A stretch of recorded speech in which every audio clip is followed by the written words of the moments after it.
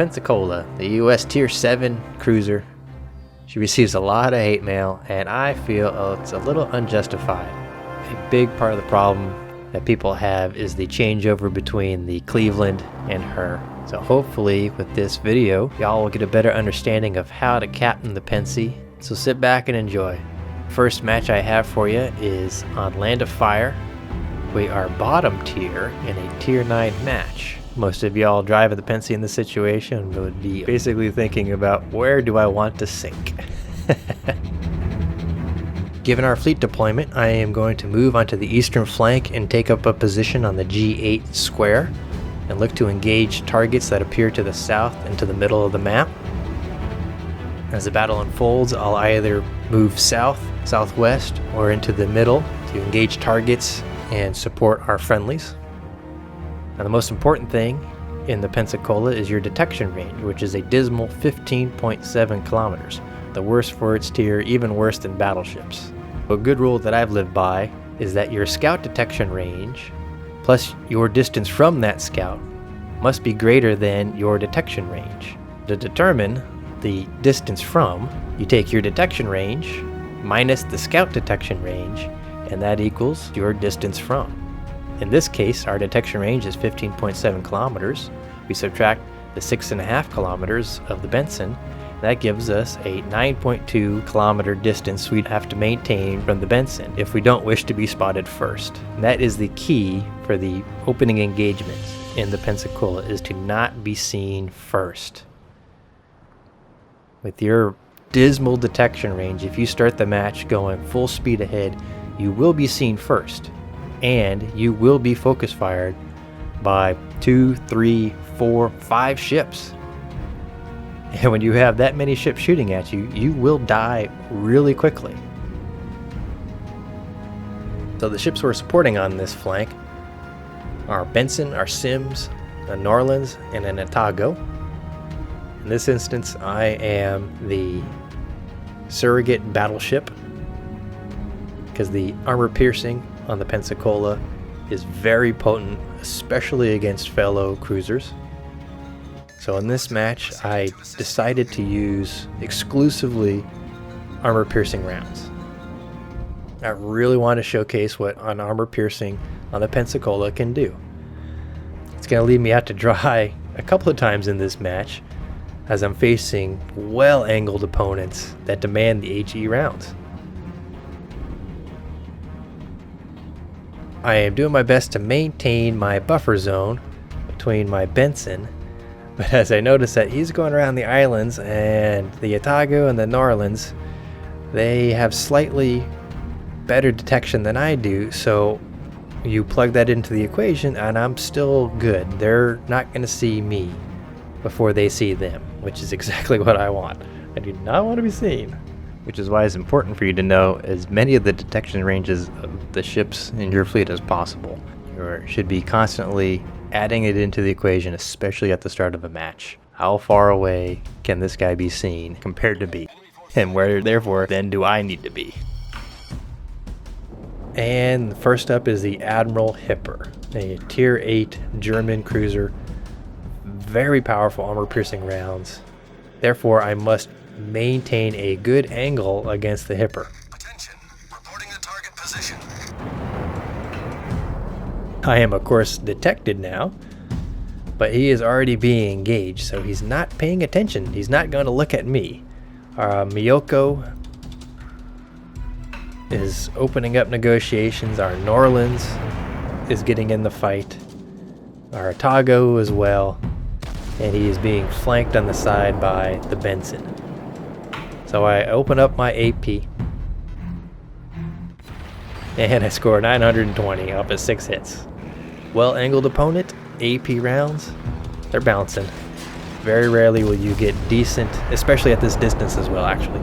You won't get proper plunging fire. But I keep going, and hey, score 1600s off of 3. Armor piercing, plunging fire. It's a hit and miss, guys. HE is definitely recommended, but that Hipper's not going to last long. And he is done. Looks like our Benson got the kill with his torps. Good job. Next up is a Miyoko. But I noticed that we have a York and a Buki and a Mogami pushing up the middle versus our 2 destroyers and 3 battleships. I feel that I need to now move into the interior of the map. Remember at the very beginning, the 3 courses? I'm going to take option 3. We have 1 cruiser, enemy cruiser directly south versus 2 destroyers and a friendly cruiser. We are mismatched on the interior and on the western side, so I need to go help.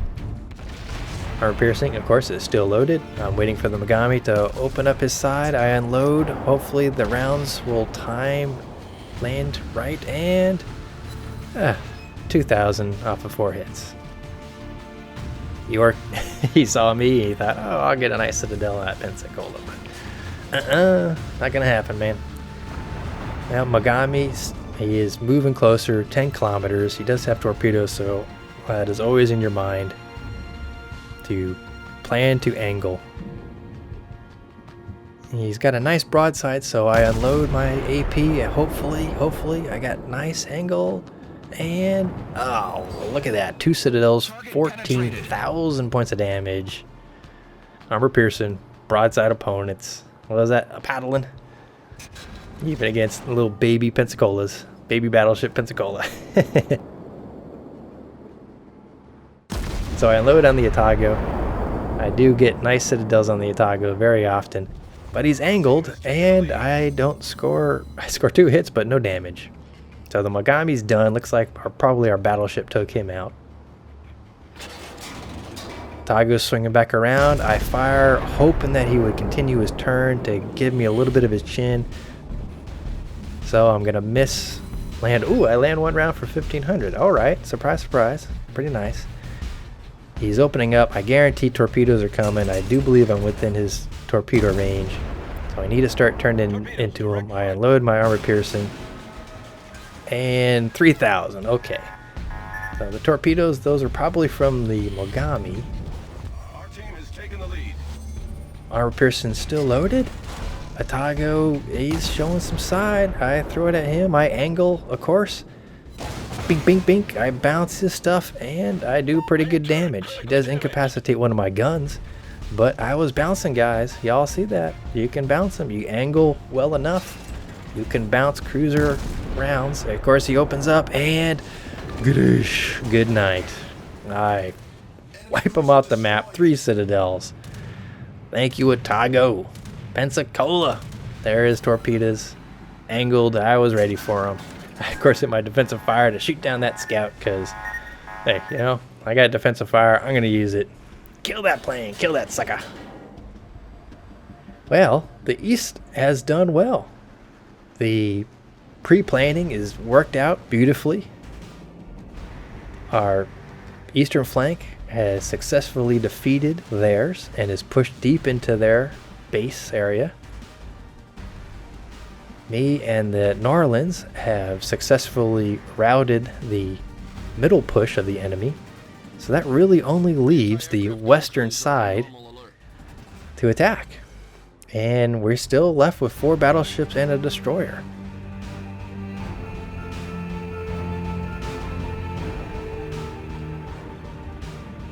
Moving in, of course, again, I'm detected, but you stay at range. I wanted to fire on that York, but the angling was just not right, and the distance. You know, I don't want to waste the ammunition. Concentrate fire on the enemy warship. Of course, our battleship is cresting support because we are hurting. Our CAG and our Amagi are both hurting, and they are facing a North Carolina and an Izumo. And of course the fire starters that are Japanese cruisers like the Ibuki. Oh, and there's Amagi over there as well. Let's see what kind of damage I can bring to this engagement. I'm eyeballing that Ibuki, but he's taking some battleship rounds, so it looks like, yeah, he's turning away. So not going to get any joy on him. Got an Izumo that's creeping. Got the North Cal that's creeping. Still a little too far for me. The Yorkie's in range, but I'm not going to get over those islands. Oh, Nice white bar on that North Carolina. He's hurting. He's got his repair party is going, so he's gonna recuperate some health. Actually, it doesn't look like he recuperates that much health. Nice. North Cal is not long for this world, and oh yeah, he's gone. So Mr. Izumo, tier 9 Japanese battleship, fire away, armor piercings, get some plunging fire. Come on, get some plunging fire. 460 out of 5. Yeah, you're gonna see that number a lot. 460. Oh, I fire again. Come on, plunging fire. Come on, plunging fire. Hit that superstructure. And 160 up of 3 hits. Okay.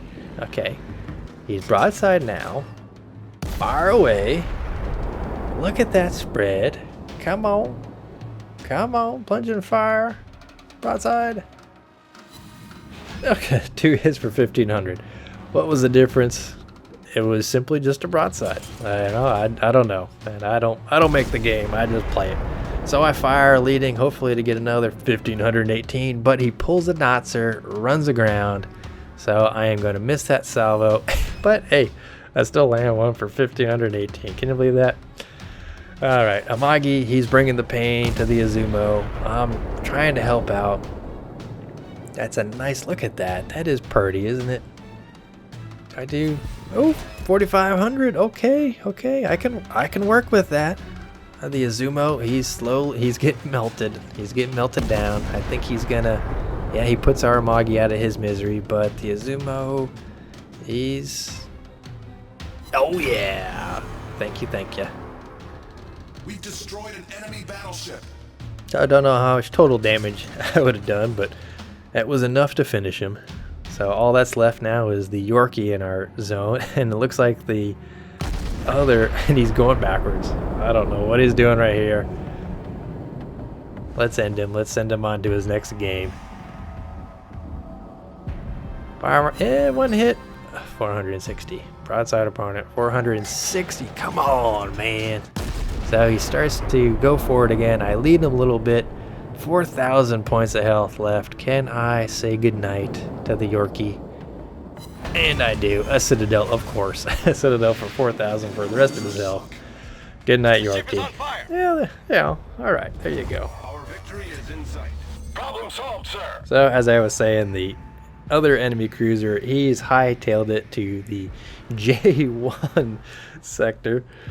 Way off in the corner, and all we have left is a enemy Amagi at base, but our Benny, our Narlands, and our Atago, oh, never mind, our Narlands is no more.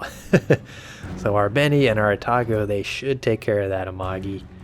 I was moving, thinking, well, just in case, I got a couple more kilometers to go before I can even reach him.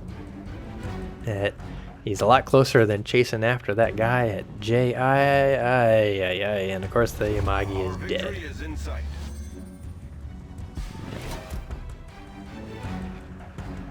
So, to cap or go kill that guy at J1, we're gonna kill.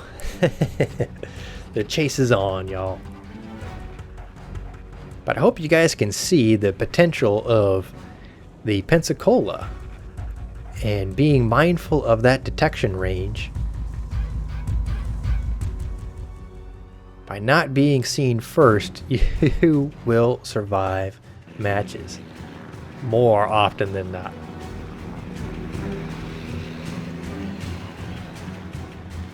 You can bring pain with the armor piercing as well. I racked up 6 citadels on this, 3 kills. The damage totals at the end will be interesting to see how much total damage I do. But look at her. She's a beautiful ship. She's a little dinged up, of course, but gosh, look at that, man. 4 turrets, 2, 4, 6, 8, 10 total guns. Same damage output as the Narlands. And maybe even the same as the Baltimore. I don't know, but she can hurt people. She can be punished herself. The Citadel is fairly large.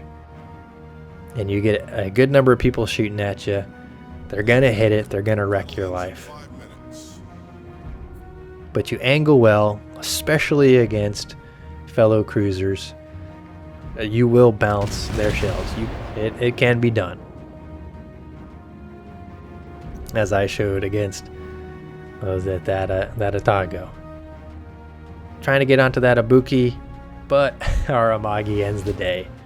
Good job, Amagi. 168,000 credits earned, 1,668 XP, 59 hits, got that one aircraft, incapacitation, 3 kills, and 6 citadels to finish second from tops. Look at that. Tier 9 match, guys, in my Tier 7 Pensacola. Bet y'all didn't think that was going to happen now, did you? Probably don't see that too often, but hey, you apply my rules, you apply the detection ideas, you will bring the pain. And let's see how much pain I brought in this match just using armor piercing, mind y'all. 58,000. Just using AP, 178 fired, 65 hit, 58,000 damage. There you go, guys. Had I now been using HE against, that Hipper, against the Izumo, well, I would have racked up certainly more than the 460 hits. So let's move on to another game where I incorporate the detection to a point, but I switch between armor piercing when armor piercing is needed and the HE. And let's see how she does. Trying to show y'all how I Pensi. In this map, I get to show you how I start most of my matches in my Pensacola, and that of course is in reverse. Beep, beep, beep. The detection range is rubbish. Back up, guys. You do not want to be first. Let your destroyers go forth and scout at range. Then you can move in and support them. Let your battleship, who's got probably a better detection range than you, join you. Move forward together. Move forward with your big brother. Because if they still see you first, it's only going to be a second or two before they see your big brother battleships, and it's going to make them rethink life. Do I really want to engage this Pensi because I am also within range of those big old battleship guns? More often than not, that enemy is going to turn and run and give you the opportunity to lay the paint on him. You had some bad thoughts on me, son. Now it's time to make you pay. So in a 2-cap mode, whichever side you spawn on is going to be the side that you're either going to push or protect, depending upon which way the team moves. In this instance, our team is pushing west. That leaves me, our Farragut, and our Miyoko to protect this side, to hold off whoever's coming. If it's just a handful of ships, well, hopefully we can wipe them out. But if it's the entire fleet, it's going to be our job to guard this side and make sure that they do not come. None shall pass. So I just communicate that to our destroyer, Sarl, Kagan, and Curtis, saying, all right, guys, let's stay alive. Let's hold and not push, eh? Because what happens sometimes is people see red and they charge right in, and you end up just getting annihilated. Oh, and another good thing is our carrier. Look at that. He's helped supports this weak side with his bombers. Thank you, carrier driver. Good carrier drivers. And voila. Damn near their entire fleet is over there. We got Hotlandas, Fubukis, Mitsukis, Budyanis, Amagis, Clevelands. Oh my lord. I fire my AP because they were still loaded up from the last match. Now, HE would have been nice. I wasn't paying attention on that. Oh, and a Farragut. Holy guacamole, guys. We got everybody. And reading in the chat, run Forrest, run tactics. You damn right. I am already well ahead of you guys. Turning around. Farragut's popping smoke, trying to help our Miyoko escape the slaughter that is coming down on him. And yeah, well, all right. I want to hold this zone. As they enter into the F78, E78 area, that gives me a chance to engage them with some protection from the land. So I see the Farragut. I want to end these destroyers. I want to end the cruisers. I unload on them, but with so many ships, I don't have time to admire my shots, guys. I just gotta fire and hope. And engage. Oh, yeah, got 2 hits. So, got the Cleveland coming in. He is a big threat to our destroyer. So, I'd like to hurt him badly if I could. Same with that Atlanta. He was going slow, but he's turning away. So, hopefully those rounds can wreck him. And it doesn't look like I got any love. Okay. Mr. Cleveland. Now, as Cleveland, he was applying a start-stop tactic, which can be useful. A start-stop meaning I go fast and then I hit the brakes. And then I go fast again. I did that in my Amagi video if y'all watched that one. So he did it and I was leading him. And of course he stopped and so I overshot him. But now that he's starting again and he's broadside, maybe I get a little love with my armor piercing. And oh yeah, 9,000. Mr. Cleveland thinking, how the hell? I don't have a citadel. How did he citadel me? The start-stop tactic, guys, is good. But if you are broadside when you are doing that, you will be punished. At least you should be. So he's doing it again. And, oh, the 460 roll on the armor piercing. God dog it. So, our Miyoko, he is caught. He is having a hard time out there. I want to keep working on that Cleveland, even though, oh, that New Orleans, oh, I didn't see him. It would have been nice to have said hello to him as soon as he popped around. Look at that. Oh, nice broadside. It would have been, oh, so sweet. Come on, reload. Oh, he's turning around. I fire anyway, hoping. Just when people get, oh, yeah, 2,600. When rounds start coming at you, you tend to rethink things. Even if they just get bounced, just the fact that you're getting hit makes people jittery. So I unload on him again, and 2,900, 2,800. Okay, all right. So I definitely turned him away, though. Made him rethink some things. Our Miyoko Curtis is done. So it's just me, the Farragut, and our carrier driver to hold this side. Now we got the Amagi. I know the 3 destroyers were on this side. Looks like one's back at their cap, so that probably leaves 2. Oh, and nice hit. 4,800 on that Amagi. I switched to HE because I want to burn him. I want to set him afire. Our carrier and our destroyer will be doing nothing but HE and flood damage. So if I can contribute HE damage and force out damage control, we can extend the amount of time that he'll be burning and flooding, and that's what I want to do. So I land a fire. Great. Let's switch back to armor piercing because I do want to end the Cleveland, and I can still wreck some pain on that Amagi if he continues to show me broadsides. And the Cleveland, he's coming in. He's getting cheeky with our Farragut, so I unload my armor piercing, and all those look so nice, don't they? And oh yeah, almost 11,000. Ouch. Cleveland's like, what the hell? I got citadel again. No way. So reloaded, fired again. He's angled a little bit softer. Okay, 5,300. But dang, I put a hurt on him. He is certainly thinking, I am getting out of here. Lick my wounds. And look, the Amagi is still afire. Our dive bombers set him on fire. I think our Farragut's hitting him. He's firing on me, but I angled. Okay. Good job, Mr. Kagan, setting down the smoke screen, trying to help himself out and me. That is a nice tactic for destroyers to do to help out their brothers.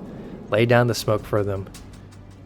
Help them hide, help them run, help them extend their life. Oh, and 4,000 on that Amagi, guys. AP, It is very viable, even against battleships. 2,700. Keep firing the AP, Fetch. Keep firing the AP. Doing some damage.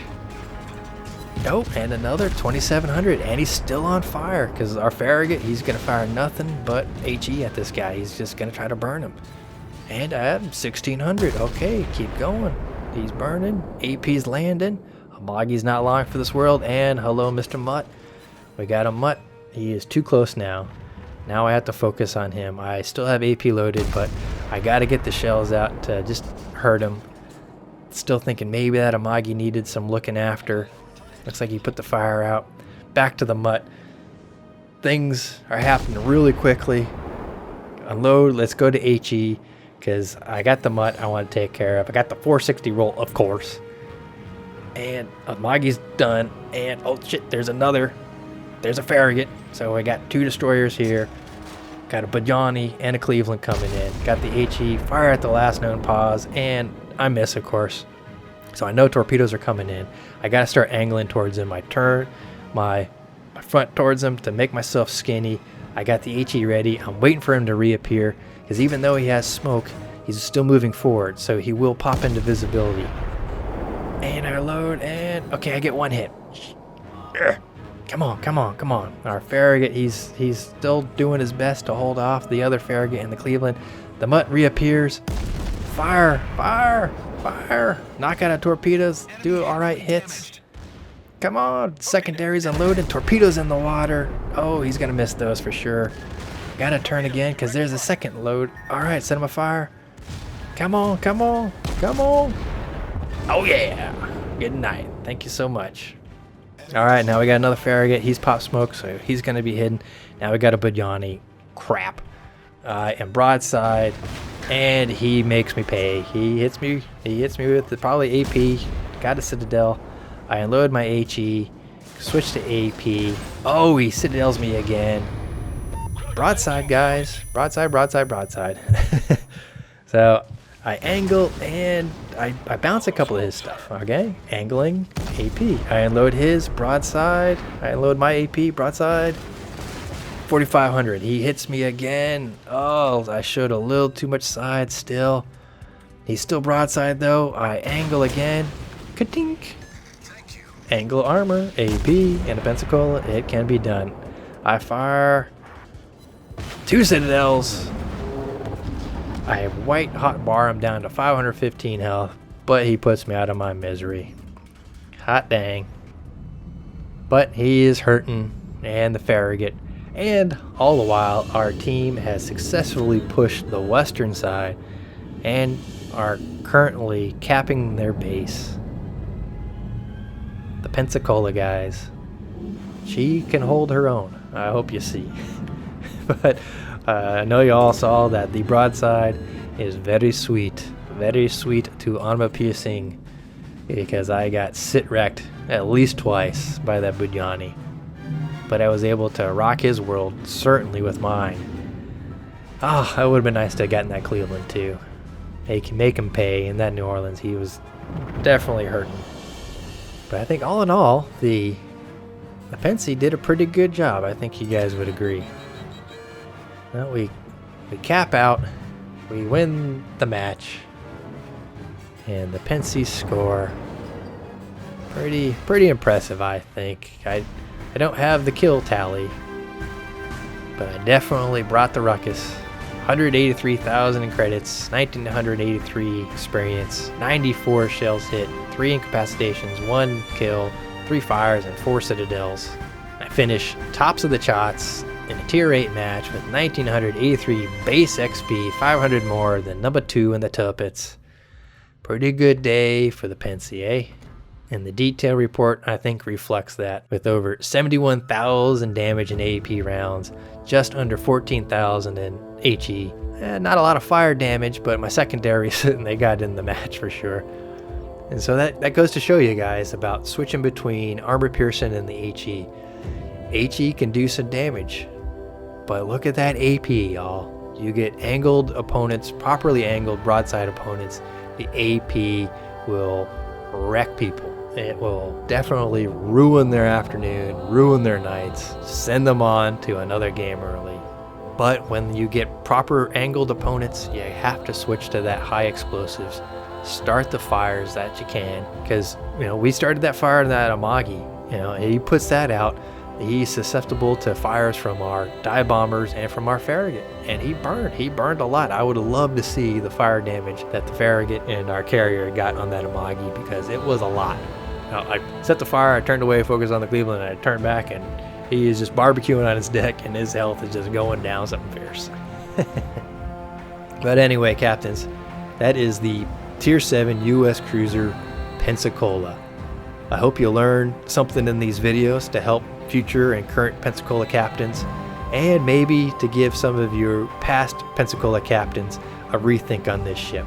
And maybe you walked away thinking she was worthless, a floating citadel, just a big old POS on the U.S. cruiser line. Or maybe now you apply some of these rules about especially the distance, the armor piercing, and maybe you'll have a little bit better time in this Pensacola, a ship that I do enjoy, and maybe y'all can see why. Okay, captains, take care. Thanks for watching. I hope to see you in game. Fair seas.